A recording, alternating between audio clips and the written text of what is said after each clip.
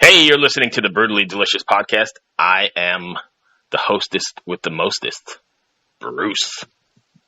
And I'm Chris, and cilantro sucks. Oh, what the fuck? We'll have to get into that another time, because cilantro's one of my favorite things, but cilantro and Gojira are not one of my favorite things.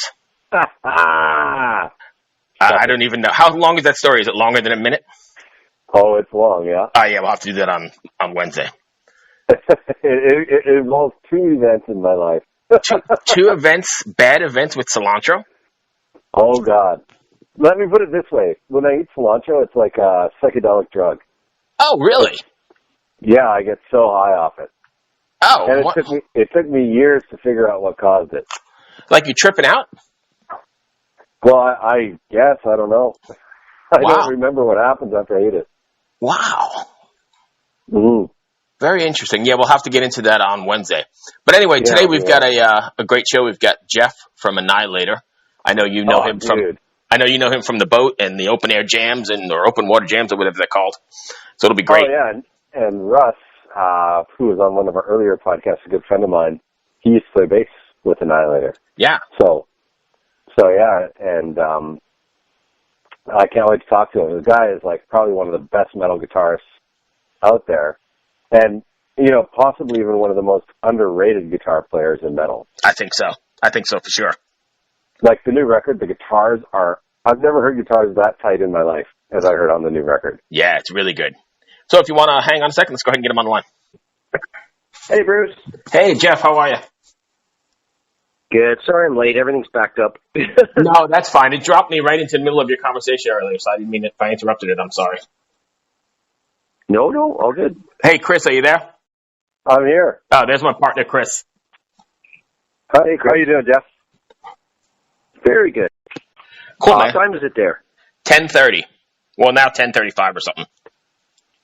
Oh, it's you're on the East Coast. Yeah, where are you at? England. Oh, you're in England today? Jesus. Yeah. Where are you just more in east Vancouver? than you. I'm in Virginia. Yeah, it was just I think I got Virginia, eh? Yeah. Awesome. Yeah. No, I just went vacation with my family to Vancouver for a few weeks and then hung out at the famous Bryan Adams Pop Stars studio. So I had a good time there. It was a beautiful city, and I used to live there for 18 years, so it was good seeing friends again and hanging out. But now it's back to cold northern England. Yeah. I'm the same way. I lived in Vancouver for 20 years, and now I'm in Virginia. It's a bit warmer here than it is in Vancouver in the summer, but yeah, no bet. Yeah, Vancouver sure has changed. It was a completely different city when I went back last week.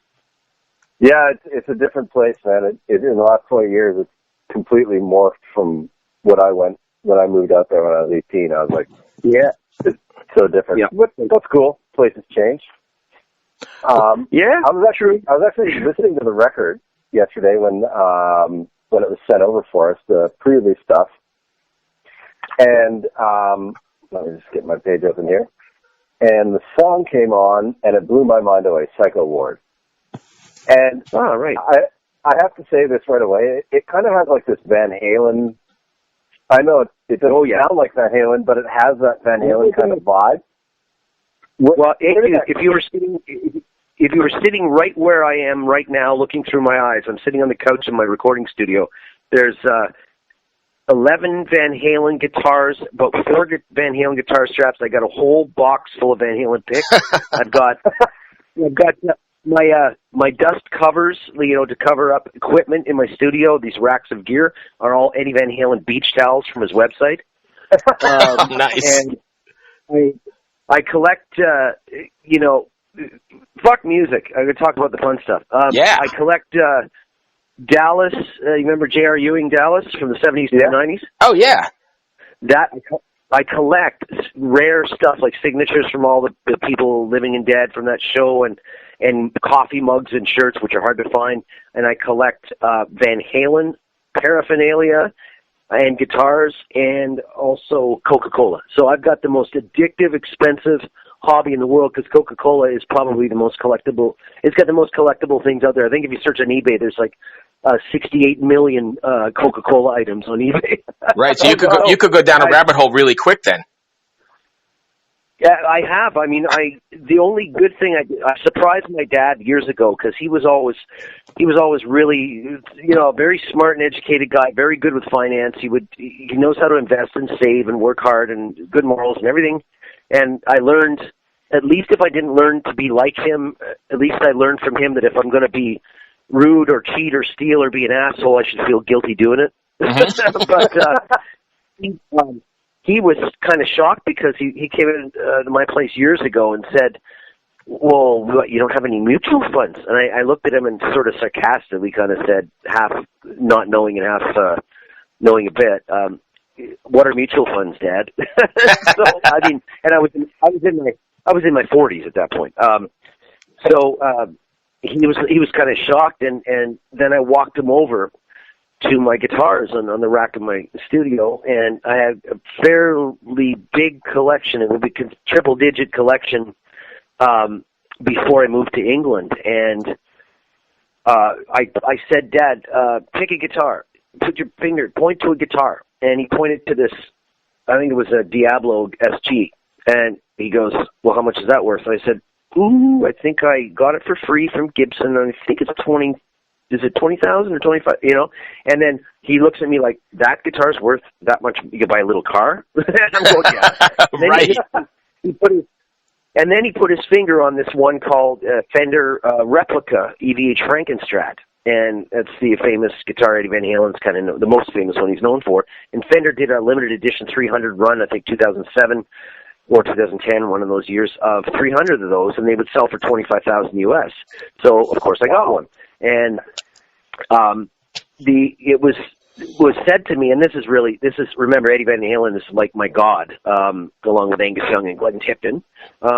So to say this from a completely not nice standpoint, just sort of pulling back from that fact, the inhumane fact is that guitar, those things will double, triple, quadruple in price at some point, let's just say it politely, when he passes on to guitar heaven, right? Right, and there's your mutual funds.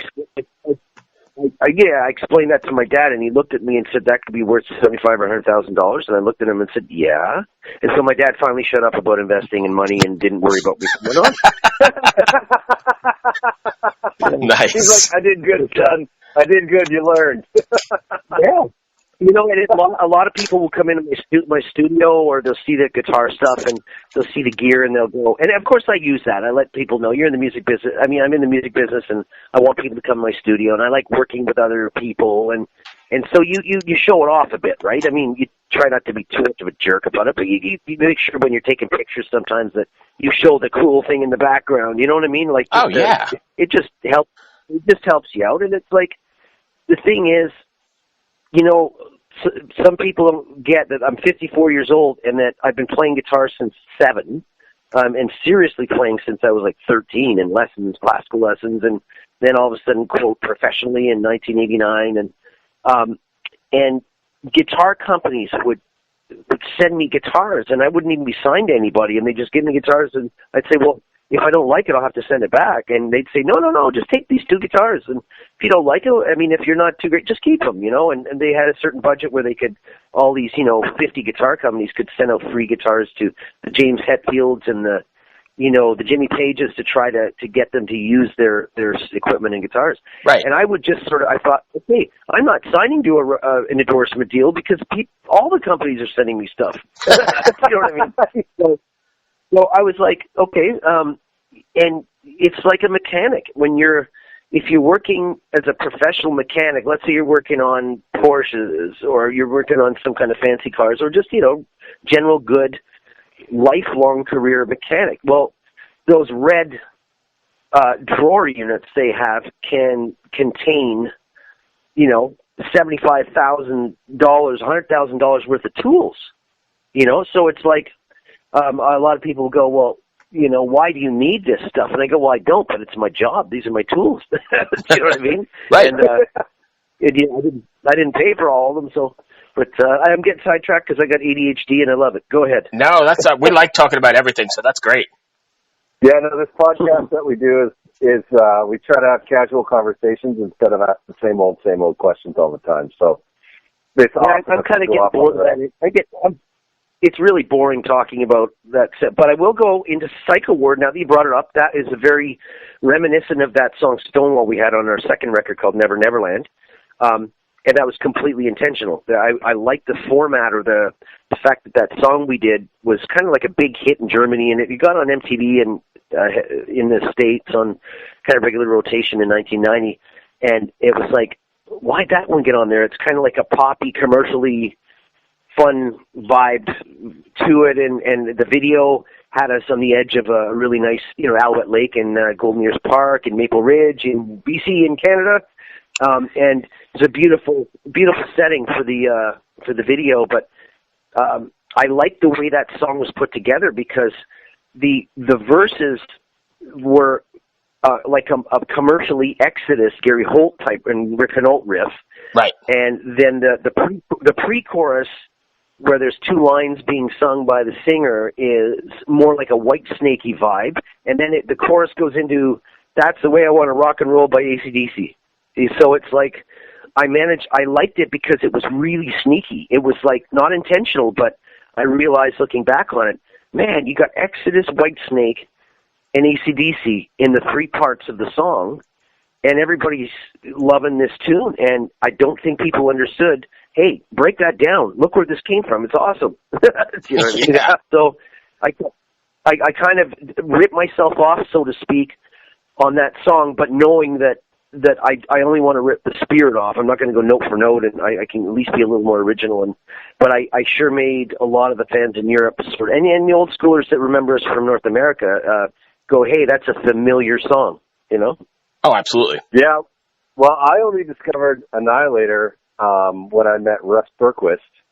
And I didn't actually really get to know Annihilator until I saw you on 70,000 Tons of Metal. Yeah, that was me too. In 2011. So I'm not very familiar. Like, I remember Alice in Hell growing up, obviously. But when I heard Psycho Ward yesterday, I just... What's that? You kind of shouldn't be familiar with it because, it depends on your age, but if you're like an old school, let's say you're 45 or 50, or say you're 50 years old, whatever, metal fans were kind of told by the industry in 1992, 93 when, Nirvana, Pearl Jam, Soundgarden, all that stuff came in, not Soundgarden, but they were still pretty damn heavy for the time. When that Seattle scene and music changed, in 1992 or 93-ish, the big labels were literally sending memos out saying that anything with the word heavy metal or thrash metal in your biographies and your band rosters, get rid of them unless they're selling big numbers. And there was literally, because people didn't know this back then, and there was no internet at the time, and this is so far long ago that newer fans might find this cool if they believe me. It was a clean sweep of most all heavy metal bands. It was like considered a joke. It was like it wasn't the fault of the hair bands, but when you had the Cherry Pie and you had this sort of A-level, I got to say A-level, Poison, Rat, Motley Crue. You had all this sort of hair bands that were the good ones, and then you had huge run of the imitators came out, the real cheap copies of them, and that was kind of almost the final straw that sort of, I thought, broke it and made everybody go, okay, it's time for this massive, number 2 biggest selling industry genre in the world. It's time for it to cycle out now, go away, and maybe come back later, but we don't want it now. And that's what happened. It all got taken out. And a lot of metal touring in North America was based on the smaller levels and medium levels was actually based on playing some cool clubs, and they were also attached to strip bars. Well, when that kind of music left, so did the strippers, and so did the venues for the band. And it really took, like, forget it. So new bands didn't have a place to start in this kind of music. There was no opening for them to really do it. And therefore, the whole I'm going to babble. This is awesome. No, please babble. Unless you can. Yeah.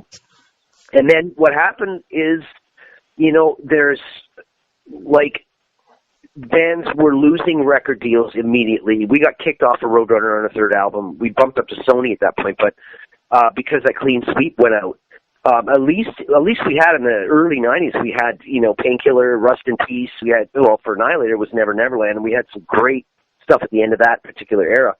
But literally, that was it. You were being told to cut your hair and get a real job, or sound like Sepultura, Biohazard, or Pantera was the exact quote from our guy, is other than that, just get a real, your career's done. And I joke with that particular A&R guy that everybody knows. I joke about it once in a while because 6 months after we were dropped from Roadrunner, I signed the biggest deal I'd ever would have for the rest of my career, and it was like the kind of thing where you were told your career's over. 6 months later, you've never had to manage money before, because when I was with Roadrunner, the manager and label made all the money, basically, let's put it that way without getting detailed. So all of a sudden, I was told my deal was done, my career was done. I didn't want to start a band, change the name, and jump on let's try to jump to a different type of music that's going to be popular. And I was kind of bummed out, depressed, and then all of a sudden I literally had, at that point, I won't say the money, but it was bought a house, built a recording studio, bought 2 cars, and could go on vacation anytime I wanted. So that was kind of like handed to me when I knew nothing about money.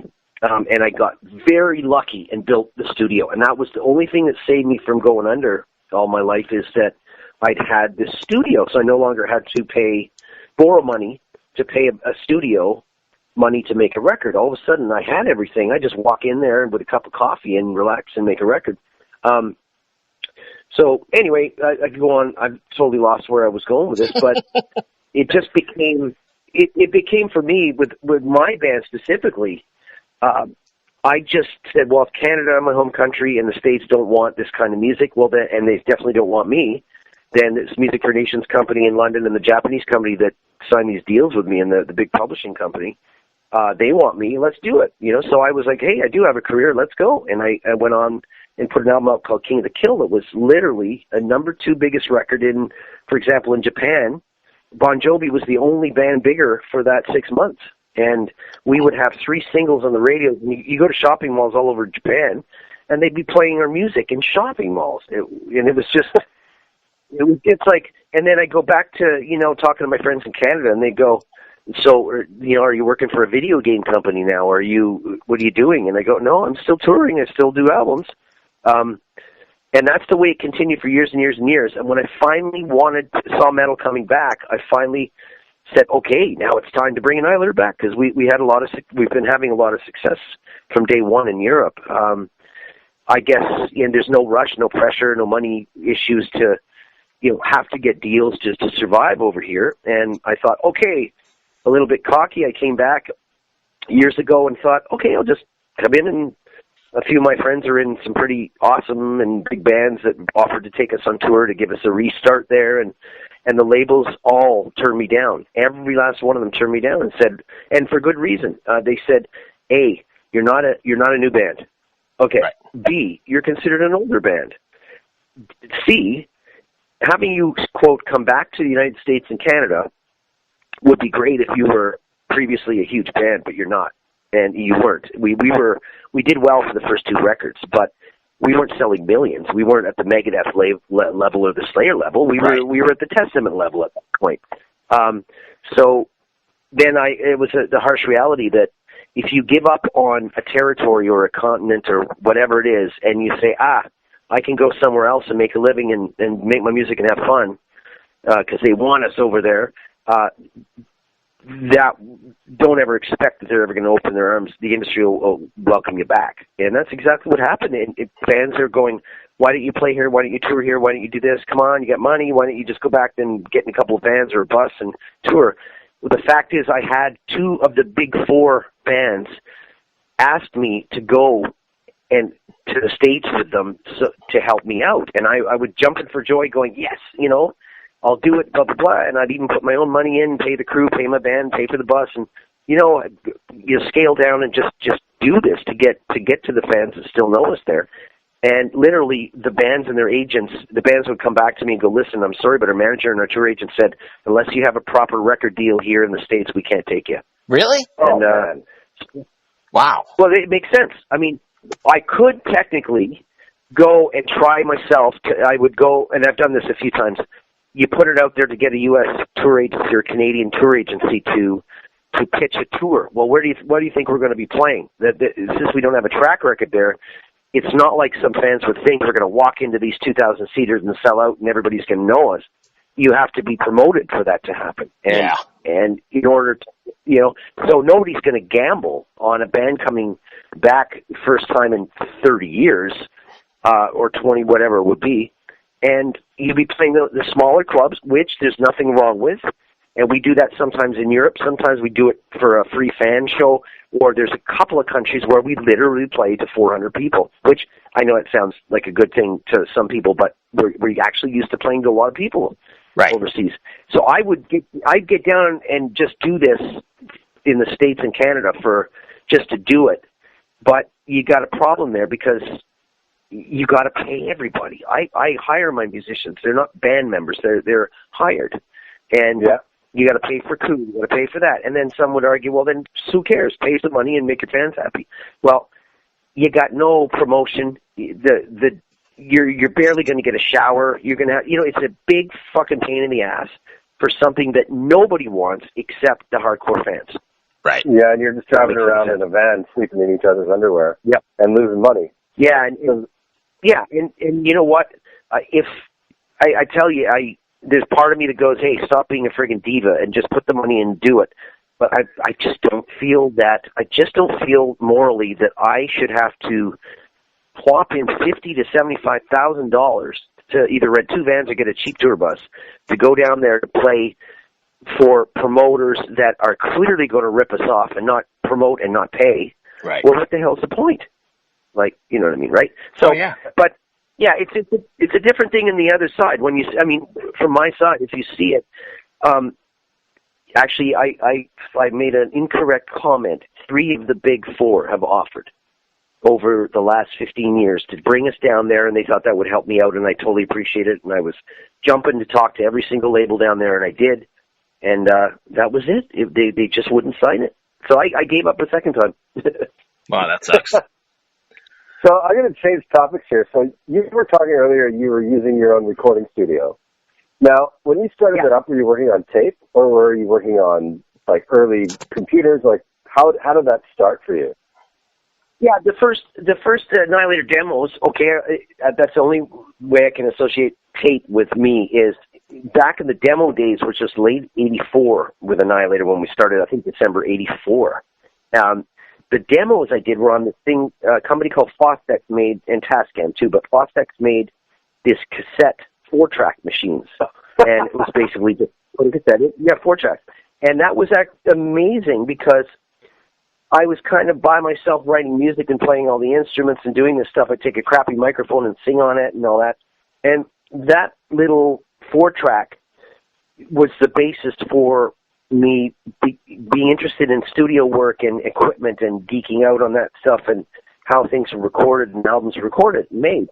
So that was a career I could have diverted over to being, I think, an engineer, and then eventually I think a mix engineer would have been my strong point.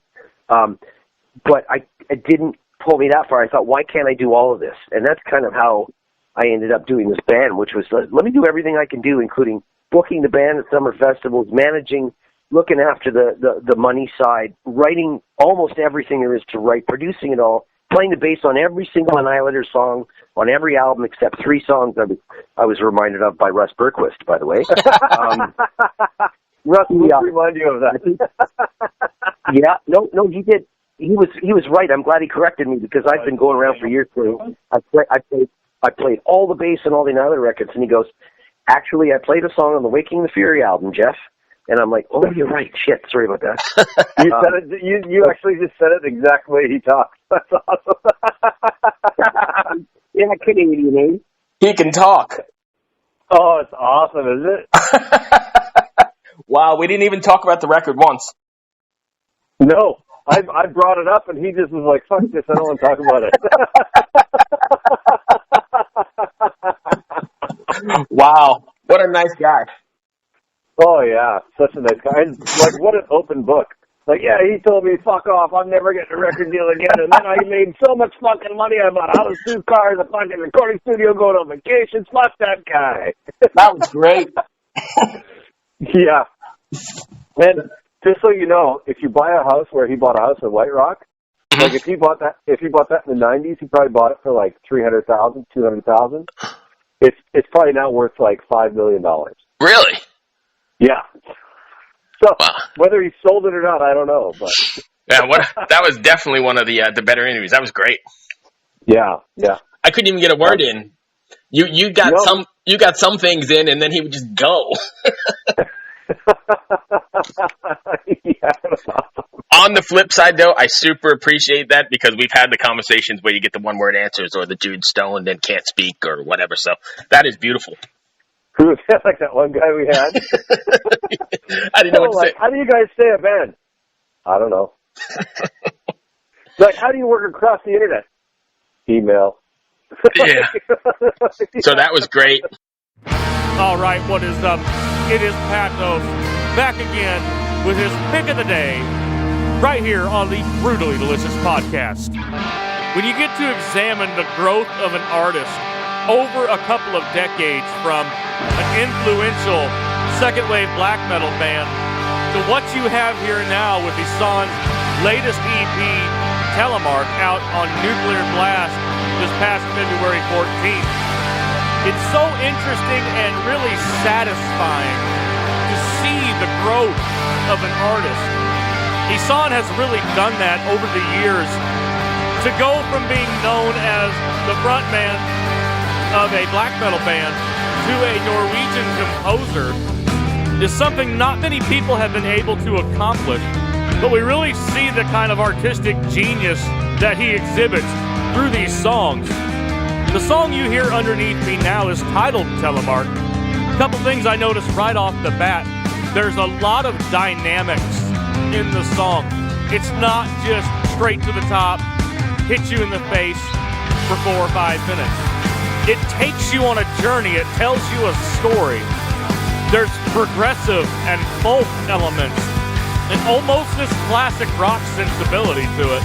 But trust me, it doesn't stay right there. The black metal vocals come in and it truly does become a heavy experience. One thing I like about the overall mix of this song, there is a lot of room to breathe. You can hear all the individual elements going on, and there is a lot going on in this track. This is definitely an EP that I would highly suggest you head over to Nuclear Blast website, pick up the digipack or the vinyl for the ultimate listening experience. So be sure to head on over there and pick up some awesome merchandise and support the artist. And until next time, with his pick of the day, this is Pathos on the Brutally Delicious podcast.